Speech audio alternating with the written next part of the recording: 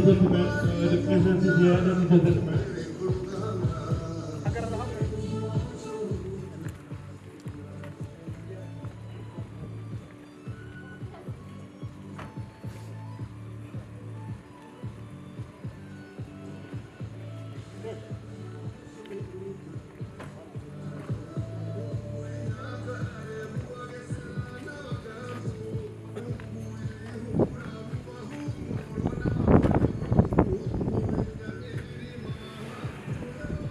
Hello.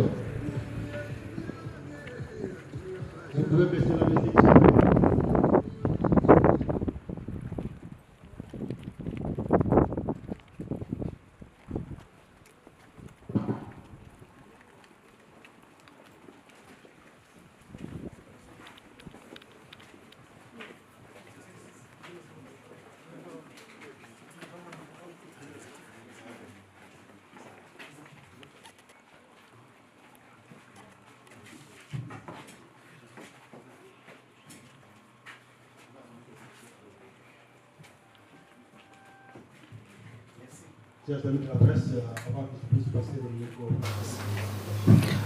Il dit que vous vous êtes entretenu avec le président de Burundi, Ndayishimiye Evariste, avant que les contingents viennent.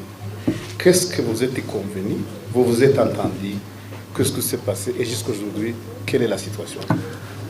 En fait, nous avons obtenu du président Ndayishimiye des garanties pour le bon déroulement du processus.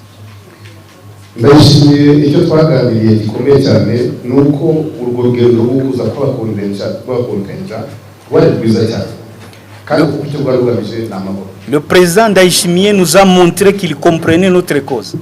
Ndayishimiye ubwe yatweretse ko yumva neza ikibazo cyacu uko giteye.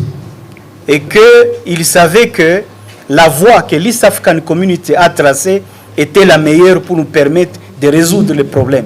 Kandi yanemezaga ko uwo mugambi wa East African wafashwe w'inzira y'amahoro ari wo nyawo.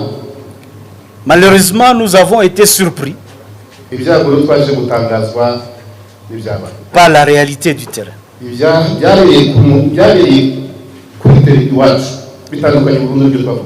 Des fois, moi qui suis allé là-bas, j'ai difficile à croire que nous pouvons avoir des soldats burundais comme ennemis aujourd'hui.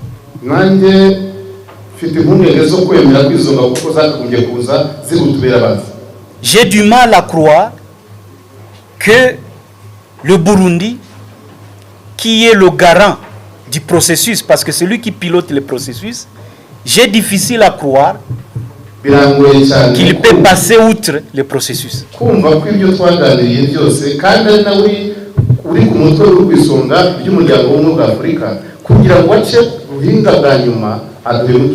Et je peux vous dire que jusque maintenant, j'ai du mal à me l'expliquer.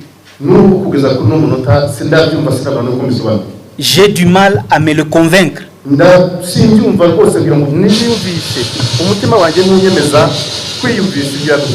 Parce que quand j'ai croisé le président burundais,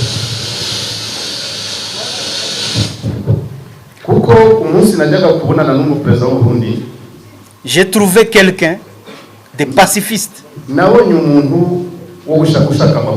J'ai trouvé quelqu'un qui avait, qui rêvait d'une paix dans la région des Grands Lacs, afin que les affaires se fassent entre les différents pays et que la coopération soit accélérée et que nos communautés continuent à se côtoyer, qu'on fasse la paix, qu'on intègre l'East African Community et que l'on entame des actions de développement. En fait, c'est ça ce que j'avais compris en lui.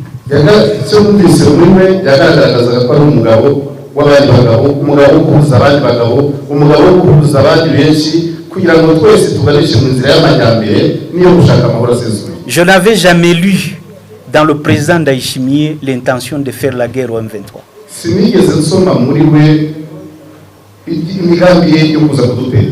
Mais maintenant, je suis surpris. Voilà.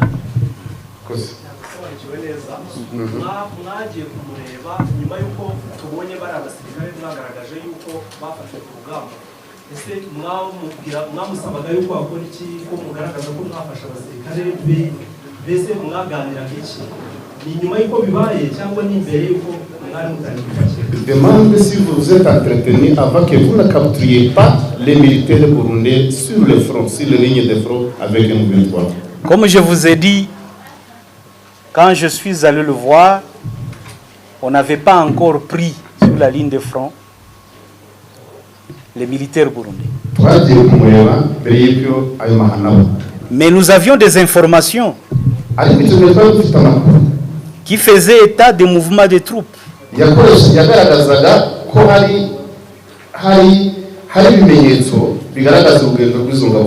Nous avions des informations vérifiées sur la capture par les contingents burundais des citoyens congolais dans le Massissi à cause de leur faciès qu'ils livraient au FRDC.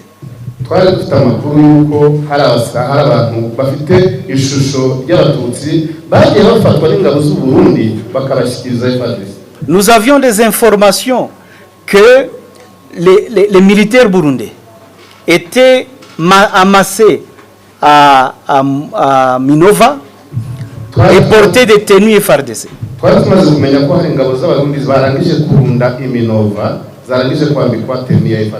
Et à ce moment-là, comme vous le savez, les contingents burundais venaient de donner au FRDC l'entité de Mushaki.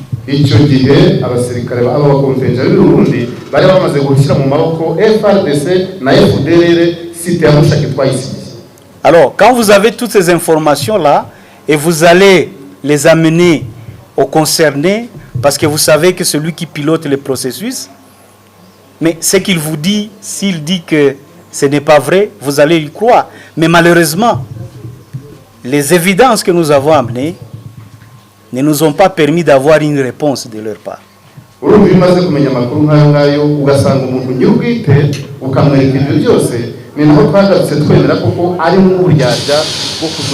a quitté Bujumbura sans avoir de réponse précise sur chaque évidence, sur chaque preuve que nous avons amenée.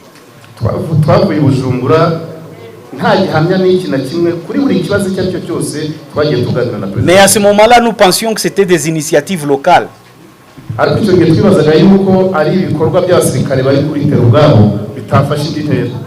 Mais après, lorsque nous avons commencé à capturer des soldats burundais en tenue FARDC, et c'est là où nous avons compris que nos informations étaient vraies.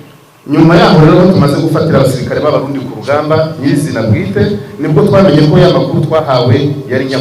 eux-mêmes l'ont témoigné. Je crois que vous les avez suivis. Merci.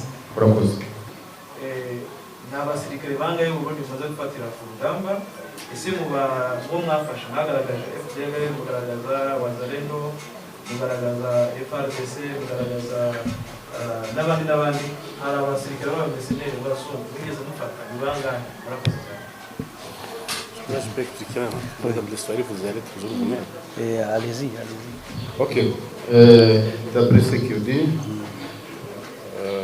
il dit que sa préoccupation majeure est que les contingents burundais vous a trahi comme M23. Est-ce qu'aujourd'hui, vous êtes toujours prêts de continuer à travailler avec les contingents burundais alors qu'ils vous ont trahi?